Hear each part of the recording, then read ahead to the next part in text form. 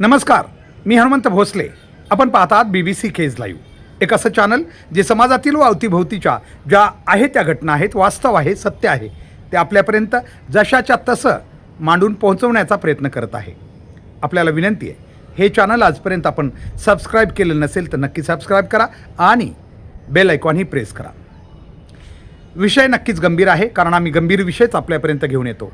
देशाचा एक नायक आजच्या दिवसाचा नाव आहे सोनम वांगचुक. हा नायक आपल्या आयुष्याच्या शेवटच्या घटका मोजतोय.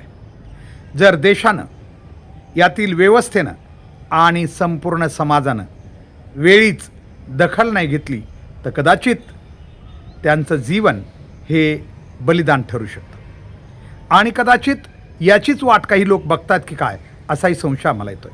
कारण वांगचुक आम्हाला खूप महत्त्वाचे आहेत. एक महान सायंटिस्ट, एक महान सामाजिक व्यक्ती, त्याला कोणत्या कोणत्या उपमा द्याव्यात हे कळत नाही, असा एक महान व्यक्ती आज समाजाच्या विविध समस्यासाठी, खास करून शैक्षणिक क्षेत्रातील अनियमितता, भ्रष्टाचार, हेराफेरी या सगळ्या समस्या घेऊन ते दिल्लीमध्ये जंतर मंतरवर आपल्या आमरण उपोषणात बसलेले आहेत. शासन आपापल्या तंद्रीत आहे. कदाचित शासनाला त्यांच्या उपोषणाची दखल घ्यायची नसावी. काय मागणी आहे?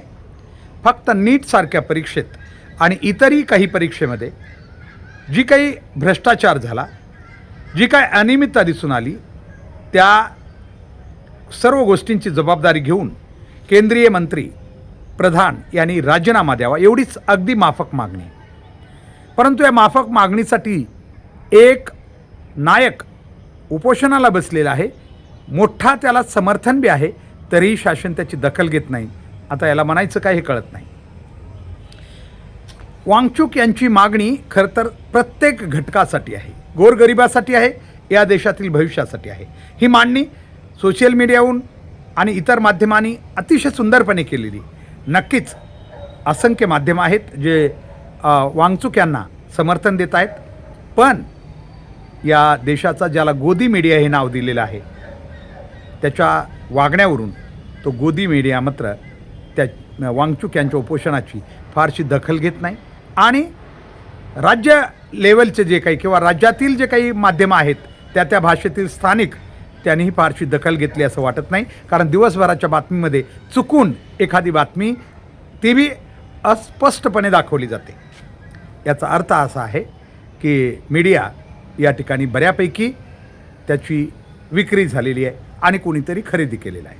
जाऊ द्या, हे ठीक आहे. कारण या लोकांनी दिलीच बातमी तर ते निगेटिव्ह नॅरेटिव्हमध्ये देतात. म्हणजे वांगचुक यांचं कसं चुकतं आहे, वांगचुक यांनी काय करायला पाहिजे, असे सल्ले देऊन काही इलेक्ट्रॉनिक मीडिया, खास करून राष्ट्रीय इलेक्ट्रॉनिक मीडिया, अशा प्रकारच्या बातम्या देतात. आणि त्यांचं फेक निगेटिव्ह तयार करून कोणी म्हणतं ते बहुतेक चीनचे व्यक्ती असावेत. अरे लाज वाटायला पाहिजे तुम्हाला. एक व्यक्ती समाजासाठी आपलं बलिदान देत असताना चक्क तुम्ही त्यांना कोणाचं तरी हस्तक म्हणताय, कोणी कुठल्या पक्षांचं, कुणी कुणाचं, म्हणजे याला काही अर्थ नाही. म्हणजे हे आंदोलन कसं दबेल आणि वांगचुक यांचं समर्थन कसं कमी होईल, याचा प्रयत्न या सरकारचे काही समर्थक जे अंधभक्त आहेत ते तर करतातच. त्या अंधभक्ताच्या पोस्ट जर बघितल्या, ही कोण माणसं आहेत हे नावावरून बी कळतं आहे. त्यामुळं आणि पुन्हा बॉम्ब मारतात, आमच्यावर कशी काय टीका होते. अरे तुम्ही अशावेळी देश जेव्हा अतिशय संकटात नेण्यासाठी तुम्ही जर प्रयत्न करत असाल तर तुमच्यावर टीका होणारच. म्हणून ही सगळी मंडळी आहेत ना, हे बघायला पाहिजे आपण. आणि म्हणून वांगचुक यांचं कसं चुकतं हे दाखवायचा त्यांचा प्रयत्न आहे. परंतु वांगचुक समाजाचे सध्या एक नायक आहेत. स्वतः त्यांनी सांगितलं आहे, जो व्यक्ती म्हणतो आहे की जर समजा मी ह्या उपोषण सोडलं तर काय होणार आहे, फक्त मी वाचेल, परंतु या शासन व्यवस्थेचं काय, ज्या शासन व्यवस्थेला आम्हाला बदलायचं तिचं काय, तिच्यावर तर काही परिणाम होणार नाही. उलट ते तर आनंदी होतील. ते म्हणतील बरं झालं, कारण आम्हाला जे आम्ही नमलो नाही, आणि कदाचित त्यांना आणखीन त्यांचा अहंकार वाढू शकतो. आज सोनम वांगचुक यांना अगदी घराघरातून समर्थन देणं खूप गरजेचं आहे. जर देश यावेळी जागा झाला नाही तर यापुढं अशा शक्यता फार कमी आहेत.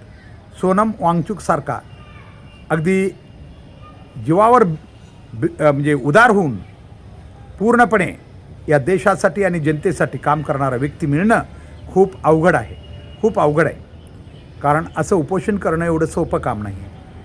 आणि काही तर नालायक अगदी काही छोट्या छोट्या स्वतःला धर्मगुरू म्हणून घेणारे सुद्धा असा त्यांच्यावर आरोप करतायत की एवढा दिवस व्यक्ती जिवंत राहू शकतो का.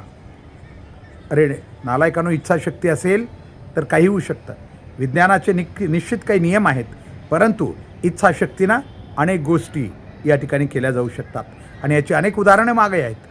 आणि ते तर त्यांनी जिद्द आणि समाजासाठी समर्पित केलेलं व्यक्तिमत्व आहे. म्हणून आमची एवढीच इच्छा आहे. काल आम्ही केज तहसीलला देखील निवेदन दिलेलं आहे केजवाशांच्या वतीनं. कारण कुठंतरी जिवंत माणसं आहेत, आम्हाला हे सिद्ध करावं लागेल. कारण जर एवढ्या मोठ्या घटनेवर जर समाज काहीच रिॲक्ट होत नसेल तर तो समाज मुर्दा किंवा ज्याला प्रेत म्हणतो आपण, याच्याशिवाय ते फक्त चालतात बोलतात म्हणून त्यांना माणसं जिवंत आहेत म्हणावं लागेल. खरं तर जिवंतपणा त्याच्यात नसतोच. जिवंतपणा स्वाभिमानात असतो, जिवंतपणा न्यायात असतो आणि जिवंतपणा सत्य बाबीमध्ये असतो. म्हणून आम्हाला ते सत्य बाबी समोर आणाव्या लागतील. यावेळी सोनम वांगचुक यांना समर्थन देणं गरजेचं आहे. सोनम वांगचुक कुठल्या पक्षाकडून आलेले नाहीत. ठीक आहे, कॉकरोच पार्टी वगैरे जी काय आहे ती एक माध्यम आहे, ते एक निमित्त आहे. परंतु त्यांनी स्वतःहून याच्यात हे केलेलं आहे. ते काय कुणी बसा म्हणून हे नाही सांगितलं, स्वतः वांगचुक यांनी हा निर्णय घेतलेला आहे. त्यामुळं आम्हाला यावेळी विचार करावा लागेल आणि वेळ पडली तर पुढील 2 दिवसामध्ये. कारण वांगचुक यांनी एक नंबरही दिला आहे, त्याच्यावर आम्हाला खरं तर मिस्ड कॉल द्यायचा आहे. आणि 20 जुलै रोजी दिल्लीमध्ये त्यांनी जी काही एक समर्थन देण्यासाठी आवाहन केलं आहे, त्या समर्थनाला आम्हाला नक्कीच या ठिकाणी प्रतिसाद द्यावा लागेल. नसता ही वेळ गेली. आज शासन ज्या व्यवस्थेनं चालतं आहे, अनेक घटना घडू लागलेल्या आहेत. एक तर नीट झाल्यानंतरसुद्धा महाराष्ट्रातील TET परीक्षासुद्धा फुटली होती.